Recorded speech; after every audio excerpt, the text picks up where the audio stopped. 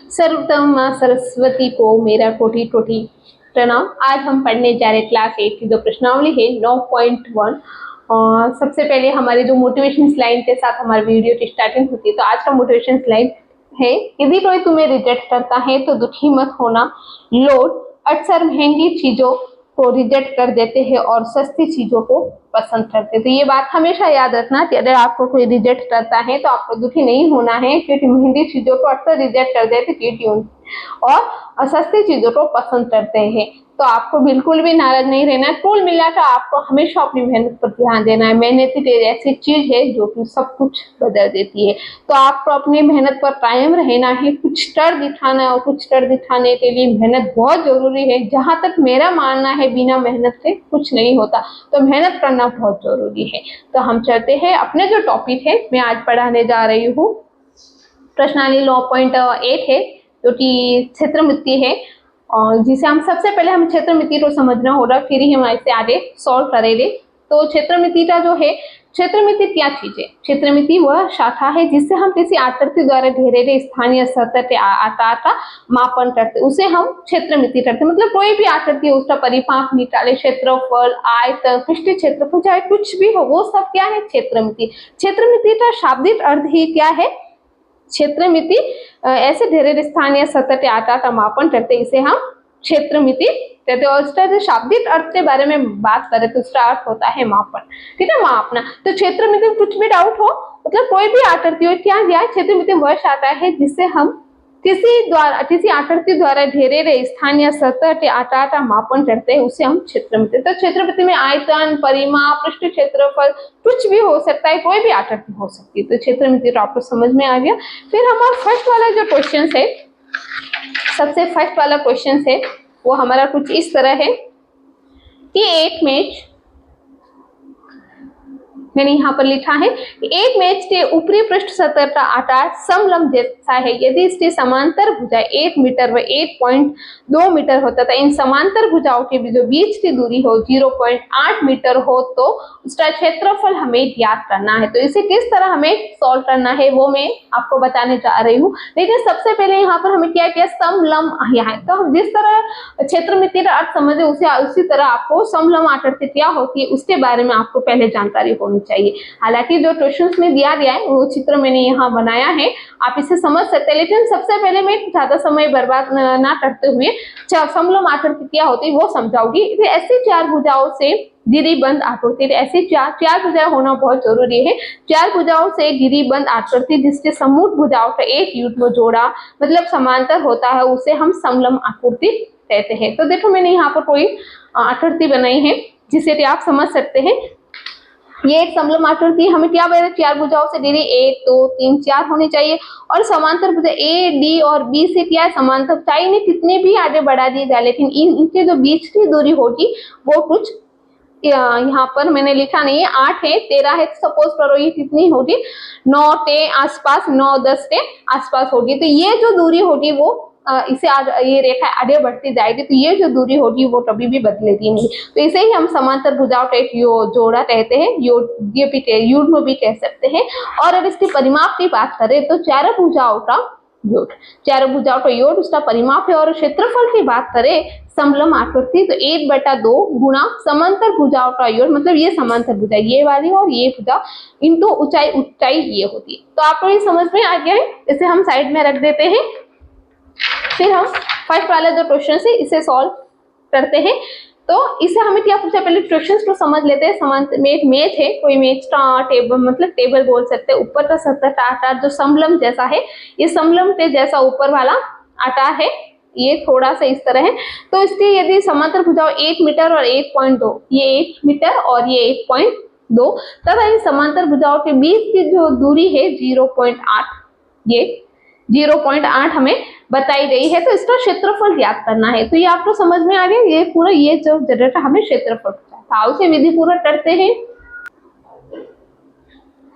फिर हमने आपका समय बचे इसलिए मैंने यहाँ पर वीडियो को बीच में बंद करके मैंने यहाँ पर लिखा है, दिया गया है हमें क्या दिया गया है वो स्पष्ट रूप से इस तरह विधि पूर्वक लिखना है। दिया गया ऊंचाई हमें मतलब यहाँ पर नहीं लिखा है कि ऊंचाई समांतर भुजाओं के बीच की दूरी, मतलब ये जो दूरी होती है ये वाली, इसे ही हम क्या कहते हैं, ऊंचाई कहते हैं। तो तो ऊंचाई हो गई 0.8 मीटर और ये जो है 1.2 ये भी है मीटर में। ये भुजाएं है क्रमशः ये 1 मीटर और ये 1.2। तो फिर हमें आगे क्या पूछा है कि ज्ञात करना है क्षेत्रफल, तो वही हमें पूछा है। तो हमें स्पष्ट हो गया, आप आपसे नोट भी दे सकते हैं, सूत्र भी दे सकते हैं। तो हमने यहाँ पर सूत्र लिखा है कि समलंब आकृति का जो क्षेत्रफल बराबर 1/2 गुना समांतर भुजाओं का योग गुना, यहाँ जगह नहीं थी तो मैंने नीचे लिखा गुना ऊंचाई, तो इसे बाहर रख लेते हैं। क्षेत्रफल हमें ज्ञात करना है, तो यहाँ पर हम क्षेत्रफल लिख देते हैं, क्षेत्रफल। अब हमें इसके अनुसार हमें मान रखते जाना है। तो 1/2 हम लिख देते हैं, 1/2 गुना, फिर समांतर भुजाओं का योग कर देते हैं। तो हमारा समांतर भुजा है 1.1.2, ऊंचाई हमें कितनी बताई है 0.8। तो इसे हम विधि पूर्वक आगे सॉल्व करते जाते हैं। 1/2 गुना, इसे खोल देते हैं, एक को एक से, मतलब हम जब ये एक और ये एक 2.2, बस यहाँ पर हमने यहाँ पर है 0. अब हम क्या करना है, इस पॉइंट को हटा देते ताकि कि हमें आसानी होती। तो इस पॉइंट पर जब हटाते हैं तो हम नीचे लिखते हैं 10 और इस पॉइंट पर जब हटाते हैं तो नीचे हो गया 10। अब हमें क्या करना है, ये संख्या को वापस लिख देते, फिर मैं आपको समझाऊंगी कि मैंने किस तरह इसे किया है। हमने इसे वापस लिख दिया। अगर आप इस तरह पहले करें तो भी अच्छा है, अगर आप पॉइंट करें तो भी कोई बात नहीं, जिस तरह आपको आसानी हो, ठीक है। तो हम ये संख्या काट देते हैं 2, 11, और जब 11 को 8 से गुना करेंगे तो क्या आएगा, 11 × 88/100। लेकिन अब नीचे क्या है, 2 शून्य, तो ऊपर की 2 संख्या छोड़कर पॉइंट, तो 0.88, बस। तो हमें कितना आया है 0.88। अब इस आंसर में लिखना है, आंसर हम किस तरह लिखेंगे, आंसर हमें लिखना है, आंसर तो इसका क्षेत्रफल, तो इसका क्षेत्रफल, क्षेत्रफल हमें पता है कि वर्ग स्क्वायर में आता है, तो क्षेत्रफल 0.88 मीटर स्क्वायर होगा। इस तरह आपको क्या करना है, लिखना है। तो बस हमें हमारा आंसर मिल गया। अगर आप इस तरह देख सकते हैं किस तरह मैंने विधि पूर्वक किया, अगर आप इस तरह करते हैं तो आपको समझने में बहुत ही आसानी होगी, और मैंने यहाँ पर सारा लिख दिया। अब हम चलते हैं नेक्स्ट वाले क्वेश्चन की तरफ। अब हम चलते हैं अपने नेक्स्ट वाले क्वेश्चन। यहाँ पर लिखा है एक समलंब का क्षेत्रफल है, वो समलंब आकृति तो आपको पता है किस तरह की होती है, यहाँ पर देख सकते हैं समलंब की आकृति है। कि समलंब की आकृति का क्षेत्रफल है 34 सेंटीमीटर स्क्वायर है, इसकी ऊंचाई 4 सेंटीमीटर ये हमें बताया गया। इस समांतर भुजाओं में से एक 10 सेंटीमीटर लंबाई है और दूसरे समांतर भुजा की लंबाई हमें क्या करनी है, ज्ञात करनी है। मतलब इस चित्र के माध्यम से मैं पहले आपको समझा देती हूँ कि ये समलंब आकृति है, जहां पर हमें ये यहाँ की जो बीच की दूरी है, समांतर भुजाओं की बीच की दूरी 4 सेंटीमीटर, और जहां पर एक जो भुजा बताई है 10 है, लेकिन हमें दूसरा नहीं पता तो हमने यहाँ पर x लिखा। अब इसे हम विधि पूर्वक करते हैं और समलंब आकृति की जानकारी आपको पूरी है, पता है। समलंब आकृति मतलब 4 भुजाओं से घिरी बंद आकृति और 2 आमने सामने की भुजाओं के बीच की जो दूरी होती है समान होती है। समांतर भुजाओं का एक युग्म क्या होता है, समांतर होता है। मतलब एक भुजा जो होती है आमने सामने वाली भुजा क्या होती है, समांतर होती है। मतलब समांतर मतलब ये जो दूरी होगी अनंत तक इसी तरह चलेगी। हम चलते हैं अपने नेक्स्ट वाले, इसे विधि पूर्वक करने के लिए, इसी विधि पूर्वक लिखने के लिए हमें क्या करना है, यहाँ पर लिखना है दिया गया है, दिया गया है। क्या दिया गया है वो स्पष्ट करना है। क्षेत्रफल दिया गया है, क्षेत्रफल, और फिर आदित्य भुजा, एक भुजाओं में एक जो लंबाई है समांतर भुजाओं की, एक लंबाई समांतर गलत हो गया है,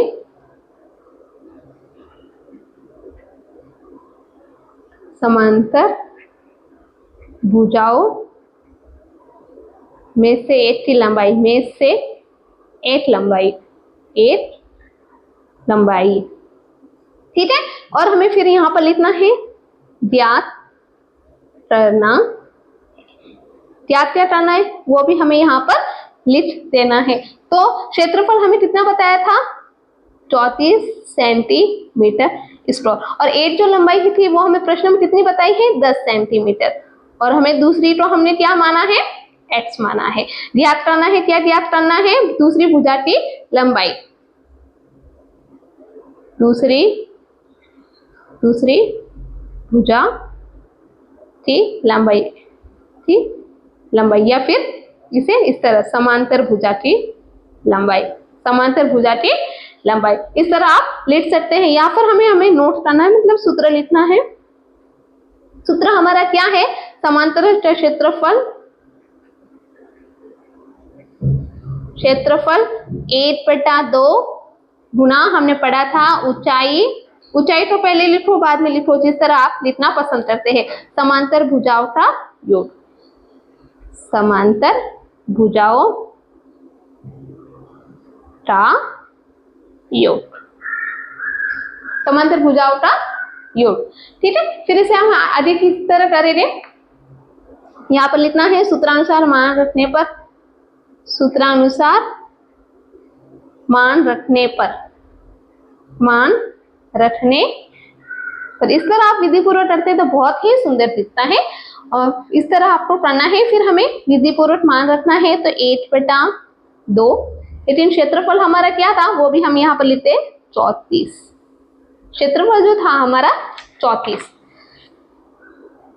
आगे करते हैं, क्षेत्रफल हमने लिखा, ऊंचाई हमें क्या बताई गई है, ऊंचाई हमें यहाँ पर 4 बताई है, तो 4 लिख देते हैं, गुना समांतर भुजाओं की जो एक जो है वो किस तरह है, समांतर भुजाओं का योग की जो एक जो लंबाई है वो है 10, और दूसरी हमने माना है x, क्यों। फिर से इसे पक्षांतरण कर देते हैं, पक्षांतरण,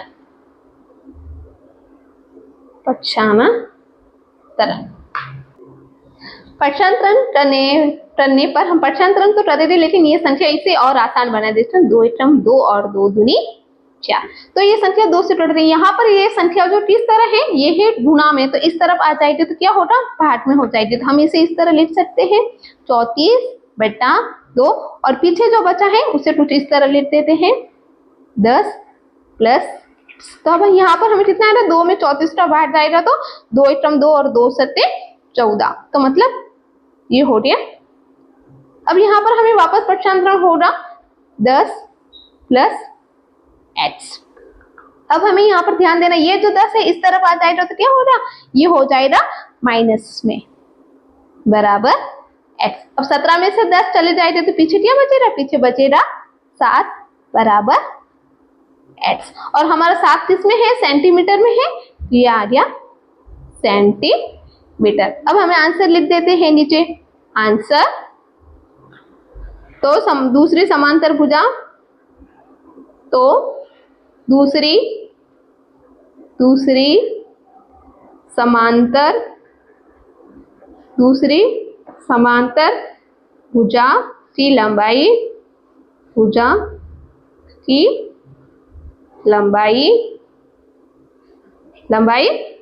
7 सेंटीमीटर होगी, ठीक है। इस तरह हमने यहाँ हमारा सेकंड वाला भी पूरा कर दिया। अब हम चलते हैं थर्ड वाले पर, फिर हम थर्ड वाले क्वेश्चंस पे चलते हैं, जो कि कुछ इस तरह दिया गया है कि एक समलंब के आकार से जो खेत का क्षेत्रफल, खेत ABCD की बाढ़ की लंबाई 120 मीटर है, यदि BC 48, CD 70, AD 40 मीटर है, तो इस खेत का क्षेत्रफल ज्ञात कीजिए। भुजा AB समांतर भुजा AD और BC पर लंब है। सबसे पहले चित्र की सहायता से मैं आपको समझा देती हूँ कि समलंब आकार तो कुछ खेत है जिसमें हमें परिमाप मतलब 120 यही होता है, चारों की लंबाई हमें बताई गई, मतलब परिमाप बताया गया है, लेकिन यहाँ पर ये 40 है, ये चित्र की सहायता, ये 40 है, ये 48 है और ये 17 है। हमें ये वाली जो भुजा है वो पता नहीं है, और हमें यहाँ पर क्षेत्रफल पूछा है, तो क्षेत्रफल हमें पूछा है तो हम ज्ञात करते हैं। लेकिन हम जानते हैं कि क्षेत्रफल निकालने के लिए इधर समांतर भुजा का योग तो मिल जाएगा, लेकिन जो ऊंचाई जो हमें पूछी है वो यहाँ हमें नहीं बताई। मतलब ये AD और BC समांतर है, मतलब ये दूरी और ये दूरी समान होगी, मतलब जो ऊंचाई जो ये होगी वही ऊंचाई ये होगी, मतलब इसकी ऊंचाई हमें पहले ज्ञात करना पड़ेगा। और ऊंचाई ज्ञात करने के लिए हम किस तरह करते हैं मैं आपको समझाने देता हूँ। मतलब ये हमें भुजा ऊंचाई हमें ज्ञात करेंगे तभी हम क्षेत्रफल निकाल सकेंगे। हमें ऊंचाई ज्ञात करने के लिए हम पहले क्या करेंगे मैं बताती हूँ। तो मैंने आपका समय बचे इसलिए मैंने यहाँ पर लिखा, पहले लिखा यहाँ पर दिया गया है बैट की लंबाई, वो हमें स्पष्ट बताना है कि बैट की लंबाई 120 कितने में थी, वो सब मीटर में। यहाँ लिखना भूल गई, मीटर आपको मीटर यहाँ लिखना है, तो मीटर में बताई गई है। और फिर हमें ज्ञात करना है क्षेत्रफल, मेन हमें ज्ञात करना है क्षेत्रफल, लेकिन क्षेत्रफल के लिए ऊंचाई होना बहुत जरूरी है। तो हम सबसे पहले ऊंचाई ये A और B निकालने के लिए हमें क्या करेंगे कि बाढ़ की कुल लंबाई कितनी बताई है 120। परिमाप हम जानते हैं, परिमाप होता है चारों भुजाओं का योग, चारों भुजाओं का योग, ये इसका परिमाप होता है। तो परिमाप हमें मतलब वही जो कुल लंबाई जो होती है वही होती है परिमाप। तो परिमाप की जगह हम 120 लिख देते हैं, और हमें चारों भुजाओं का योग हम माना कि इसे हम क्या मान देते थे, x मान देते हैं। तो यहाँ पर हमें लिखना है 48 + 17 + 40 + x को हम पीछे लिख देते हैं।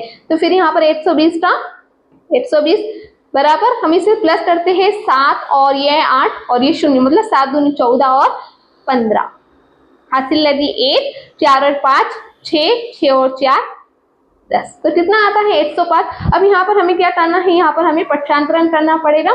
तो ये जो 105 इस तरफ आ जाएगा तो क्या होगा, ये हो जाएगा माइनस में, 120 - 105 बराबर x। तो 120 में से जब 105 जाएगा तो क्या आएगा 15 मीटर, और ये x। तो x बराबर कितना आया 15 मीटर। मतलब ये हमें यहाँ पर चित्र के माध्यम से समझा देती हूँ, A B और D यहाँ कुछ भी और मान देते हैं, कोई भी नाम देते हैं, तो समान है, क्योंकि हम जानते हैं समांतर भुजाओं के बीच की दूरी जो होती है वो समान होती है, चाहे इस दूरी की बात करें चाहे इस, इसलिए हमें ऊंचाई हमें मिल रही है। तो हमें हमारा क्या करना है, सूत्र लिखना है यहाँ पर। सूत्र क्या होता है, समलंब आकृति का क्षेत्रफल में पूरा यहाँ पर लिख देते हो, समलंब आकृति का क्षेत्रफल क्या होता है, आप जानते हैं 8/2 गुणा ऊंचाई गुणा समांतर भुजाओं का योग, समांतर भुजाओं का योग आपको पता है, ये सूत्र है। तो बस नियमानुसार सूत्रानुसार यहाँ पर लिखना है, सूत्रानुसार। इस तरह आपको भी विधि पूर्वक करना है। सूत्रानुसार जब हम मान रखते हैं तो 8/2 का 8/2 गुना ऊंचाई हमें प्राप्त हो रही है, ऊंचाई ये रही हमारी 15, तो 15 गुना समांतर भुजाओं के बीच की दूरी, तो हमें यहाँ पर देखो बताया है AB समांतर भुजाओं AD और BC पर लंब है, मतलब AD और BC क्या है, AD और ये BC ये है समांतर भुजाएं। तो 40 + 48 ये हमारे समांतर भुजा है, 40 + 48। तो इसे हम करते हैं 8/2 गुना 15 गुना कितना हुआ 88, और 88 तो ये दोनों से काटते थे। तो जब हम 15 को 4 से 44 से गुना करते हैं, 15 गुना 44, यहाँ पर मैं आपको करके बता देती हूँ, 15 गुना 44, 15 चौटा 60 और 15 चौटा 60, तो कितना आ रहा है 600। तो उत्तर हमारा कितना आ रहा है 600, इनको जब हमने गुना किया, मैं आपको देखो यहाँ रफ्तारी की सहायता से मैंने यहाँ करते भी बताया 660, तो उत्तर आया 660 मीटर स्प्रॉल। ये क्या है, इसका आंसर है। फिर आपको लास्ट में क्या लिखना है, इस तरह विधि पूर्वक लिखना है आंसर। तो इस खेत का क्षेत्रफल, इस खेत का क्षेत्रफल, इस खेत का क्षेत्रफल कितना होगा, 660 मीटर स्क्वायर होगा। इस तरह आपने लिख दिया। आपको समझ में आ रहा है? कहीं भी डाउट हो तो आप मुझे पूछ सकते हैं। हम चलते हैं नेक्स्ट वाले क्वेश्चन। अब हम चलते हैं फोर्थ वाले क्वेश्चन की तरफ। ये कुछ इस तरह है, बहुत ही आसान है, आप एक ही बार में समझ जा रहे। एक चतुर्भुज आकार के खेत का जो विकर्ण है 24 मीटर है और शेष समूह शीर्षों से इस विकर्ण पर खींचे गए लंब 8 मीटर और 13 मीटर है। इस खेत का क्षेत्रफल ज्ञात करो। देखो इस चित्र को हमें समझना है। सबसे पहले चित्र के माध्यम से मैं आपको समझा देती हूँ। ये चतुर्भुज आकार का खेत है। आप जानते हैं चतुर्भुज मतलब 4 भुजाओं से दीदी बंद 8 होते। चतुर्भुज का पता चल गया। फिर आगे के खेत के जो विकर्ण है वो 24 है। देखो ये जो है ना मेन, ये क्या है, विकर्ण है।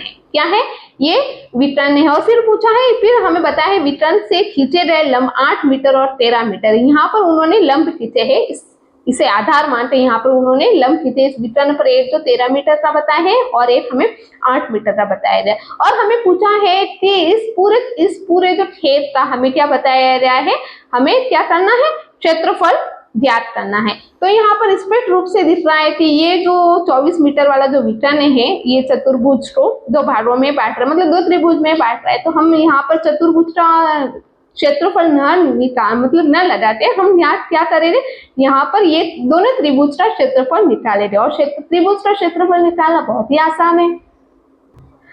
तो आपको क्या करना है, सबसे पहले इस तरह विधि पूर्वक लिखना है। दिया गया है खेत का विकर्ण, जो कि दिखने में बहुत ही अच्छा लगता है। और विधि पूर्वक इस तरह के जो क्वेश्चन होते हैं बहुत कम से कम 4-5 नंबर से आते हैं। अगर आप इसे बस त्रिभुज का क्षेत्रफल लिख दिया और इस तरह 2 मिनट में ही आप कर दे तो इससे पूरे नंबर नहीं आए थे। मैं आपको पूरी विधि की सहायता से बता रही हूँ ताकि हर एक बच्चे को समझ में आए। तो दिया गया है इस तरह, अगर कोई बच्चा कमजोर है तो और उसे पूरा नहीं आ रहा है तो आप इस तरह पूरा विधि पूर्वक लिख ले। मैं दावे के साथ में कह सकती हूँ 5 नंबर का है तो कम से कम 2 या 3 नंबर तो आपके आने ही आने। और जब 2-2 करते ही 20 बनते, पता है, तो आपको बिल्कुल छोड़ना नहीं है। अगर नहीं आ रहा है तो इस तरह आप विधि तो करे ही, क्योंकि विधि के भी यहाँ नंबर मिलते हैं। तो खेत का विकर्ण 24 मीटर, विकर्ण पर खींचे गए लंब है वो क्या 13 मीटर और दूसरा जो लंब है 8 मीटर। कुल मिलाकर हमें यहाँ पर क्षेत्रफल पूछा है, लेकिन हम चतुर्भुज का क्षेत्रफल न करते, यहाँ पर त्रिभुज की सहायता से हमें क्या करेंगे, इसका आंसर निकालेंगे। तो त्रिभुज का क्षेत्रफल क्या होता है, सब बच्चे जानते हैं, बहुत पहले से हम पढ़े हैं। 1/2 गुना आधार इंटू ऊंचाई, यही होता है 1/2 आधार इंटू ऊंचाई। तो हम यहाँ पर हम क्या करेंगे, दो त्रिभुज है तो दोनों त्रिभुज को हम एक अलग नाम दे देते, जैसे कि ए डी, यहाँ पर ए दोनों त्रिभुजों को हम निकाले गए, फिर दोनों को काउंट मीन्स दोनों के जो आंसर होगा उसे काउंट करेंगे तो हमें हमारा आंसर मिल जाएगा। तो यहाँ पर हम इसे नाम देते थे त्रिभुज ए बी सी, और दूसरा त्रिभुज है, दूसरे त्रिभुज को हम नाम दे देते थे ए बी डी। ये फर्स्ट वाला त्रिभुज समझ लेते हैं और ये सेकंड वाला। तो इसके आधार पर हम इसे सॉल्व करेंगे। तो बस यहाँ पर लिख दो सूत्रानुसार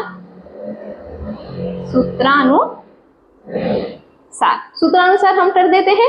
और फिर हम क्या करना है, त्रिभुज ए बी सी का देखो 1/2 ए बी सी में हमें क्या ध्यान देना है, ए बी और सी में हमें जो आधार है वो आधार क्या है 24 मीटर, और जो ऊंचाई होगी ये वाले, क्योंकि ये लंब डाल रहा है विकर्ण पर, मतलब ये जो ऊंचाई है हमें बताई गई है, जो लंब डालता है वही हमें ऊंचाई होती है। तो यहाँ पर 13 और यहाँ पर ये आधार कितना था 24 गुना 13। तो अब इसे संख्या से हम काट देते हैं, 2 और ये 12 और 13 को देखो मैं आपके रफ्तारी से सहायता से आपको मैं गुना करते ही बता दूं, प्रॉब्लम न हो। 12 दून 24, 12 36 और 12 एक 12, 6 5 1 मीटर इसको मीटर स्क्वायर मीटर में बताया गया और क्षेत्रफल हमेशा मीटर स्क्वायर में। तो यहाँ हमारा जो मान होगा वो हमें कितना आएगा 12 गुणा 13 को जब हमने सॉल्व किया तो हमारा आंसर आया 856 मीटर में है मीटर स्क्वायर। चलो ये तो सॉल्व हो गया। अब इसे सॉल्व करते हैं, इस तरफ वाले को सॉल्व करते हैं। 8/2 गुना आधार वही सेम है, आप देख सकते हैं हम प्रमाण करते हैं ए बी डी की, ए बी और डी ने आधार वही, और इस पर जो ऊंचाई होगी वो है 8। 8/2 गुना इस तरह हो गया। अब इसे हम करते हैं 12 25 60 12 6 72 62 84 12 8 96। तो कितना आया, यहाँ पर आया है 96। इसे इस तरह लिखते थे, इसके साथ में ही 96 मीटर स्क्वायर। अब दोनों त्रिभुज को हम क्या करेंगे, जोड़ देंगे। तो क्या आंसर आएगा, कुल क्षेत्रफल इस तरह लिख देते हैं ताकि आपको समझ में आ जाएगा। 856 प्लस 96 को हम काउंट करते हैं तो कितना है, 6 और 6 12, हासिल लगी 1, 5 और 1 6, 6 और 9 9 6 15, हासिल लगी 1 और 2, 252 मीटर स्क्वायर। तो ये हमारा आंसर आ गया है। हम त्रिभुजों को काउंट कर रही है। अब यहाँ पर आंसर लिखना है। तो इस खेत का क्षेत्रफल, तो इस खेत का क्षेत्रफल 252 मीटर स्क्वायर होगा। बस आ गया। फिर आप इस तरह चाहते तो आप इसे अंडर रूप में कर सकते हैं। तो बस हो गया। किस तरह विधि पूर्ण लग रहा है आप भी देख रहे हैं, किस तरह मैंने किया, इस तरह आपको भी करना। अब हम चलते हैं नेक्स्ट वाले क्वेश्चन की तरफ। अब हमारा 5 वाला क्वेश्चन पूछा है, किसी समचतुर्भुज के विकर्ण 7.5 सेंटीमीटर और 12 सेंटीमीटर है, इसका क्षेत्रफल ज्ञात कीजिए। सबसे पहले हम समझे कि समचतुर्भुज क्या होता है। तो मैंने यहाँ पर लिखा है ताकि आपका जो समय बर्बाद न हो। तो एक ऐसा चतुर्भुज जिसकी चारों भुजाएं समान हो उसे हम समचतुर्भुज कहते हैं। ऐसा चतुर्भुज जिसकी चारों भुजाएं समान हो उसे हम समचतुर्भुज कहते हैं। एक ऐसा चतुर्भुज जिसकी चारों भुजाएं समान हो, जिस तरह देखो यहाँ पर ये जो चारों भुजाएं समान है, और इसका अगर परिमाप की बात करें तो 4 गुना भुजा होता है, और अगर क्षेत्रफल की बात करें तो 1/2 गुना विकर्ण 1 और विकर्ण 2। इसके प्रमुख गुण क्या होते हैं, देखो इससे समझने में बहुत ही आसान। चारों भुजाएं समान होती है तो चारों भुजाएं समान होती है। समूह कोण बराबर होता है, मतलब ये कोण और ये कोण, अगर ये कोण 60 डिग्री का है या ये लगभग होगा 80 का होगा तो यह भी 80 होगा। विकर्ण एक दूसरे को समकोण पर समद्विभाजित करते हैं। और ये विकर्ण यहाँ पर था, लेकिन जब ये विकर्ण यहाँ पर आ गया तो यहाँ पर क्या हुआ, एक समकोण हो गया। फिर लेफ्ट लाइन के विकर्ण बराबर नहीं होते वर्ग के विपरीत। जिस तरह वर्ग के जो विकर्ण होते बराबर होते, लेकिन यहाँ पर समचतुर्भुज में ऐसा नहीं होता, विकर्ण बराबर नहीं होते। तो ये समचतुर्भुज की पूरी जानकारी मैंने बताई है, जिससे कि आपको क्वेश्चन करने में आसानी होगी। तो समचतुर्भुज के विकर्ण बस हमें यहाँ बताया, और समचतुर्भुज का क्षेत्रफल क्या था हम वो लिखते थे। विधि पूर्वक सारी बातें हम यहाँ लिख देते हैं। अब हम 5 वाले क्वेश्चन मैंने समचतुर्भुज के बारे में जानकारी बता दी हूँ। तो इसी समचतुर्भुज के विकर्ण 7.5 और 12 सेंट, मतलब इसका क्षेत्रफल और समचतुर्भुज की चारों भुजाएं क्या होती है, बराबर होती है, लेकिन विकर्ण कभी बराबर नहीं होते। हमने अभी पढ़ा समचतुर्भुज के बारे में। तो हम चलते हैं, और समचतुर्भुज का जो क्षेत्रफल का जो सूत्र होता है वो 1/2 गुना विकर्ण 1 और विकर्ण 2। और सिस्टमेटिक मैंने सारी बातें बताई है, विकर्ण 1 क्या है, विकर्ण 2 है, इस तरह आपको भी विधि पूर्वक करना है। फिर सूत्रानुसार आपको क्या करना है, मान रख देना है। तो सूत्रानुसार जो हम मान रखते हैं 1/2 गुना विकर्ण 1 क्या था 7.5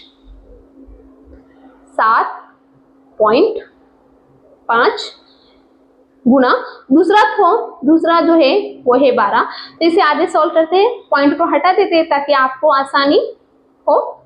तो हमने इस पॉइंट को हटाने के लिए क्या करेंगे, ये पॉइंट हटा कर नीचे शून्य आ गया। इस तरह हम करते हैं, हमने पेपर पढ़ा था, और ये हो गया 12। यहाँ कुछ नहीं तो हम इसे इस तरह लिख देते। अब इस संख्याओं को काट देते हैं, 2 6 12।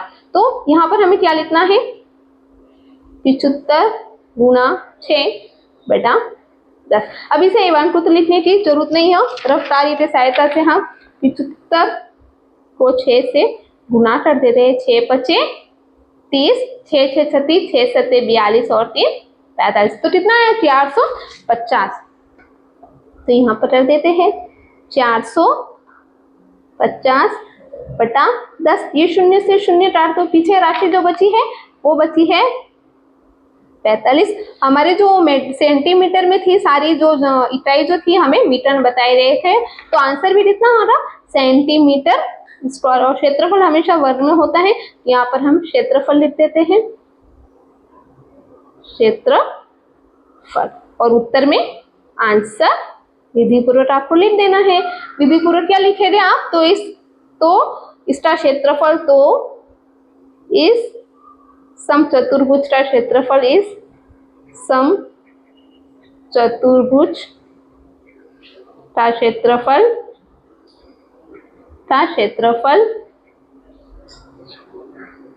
45 सेंटीमीटर स्क्वायर होगा।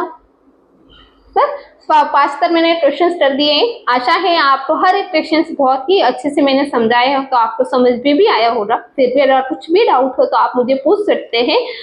मिलते हैं नेक्स्ट वाले क्वेश्चंस पे, और आज का वीडियो पसंद आया हो तो लाइक करना, शेयर करना, सब्सक्राइब करना। मिलते हैं अगली वीडियो में, तब तक वंदे मातरम, वंदे मातरम। Thank you.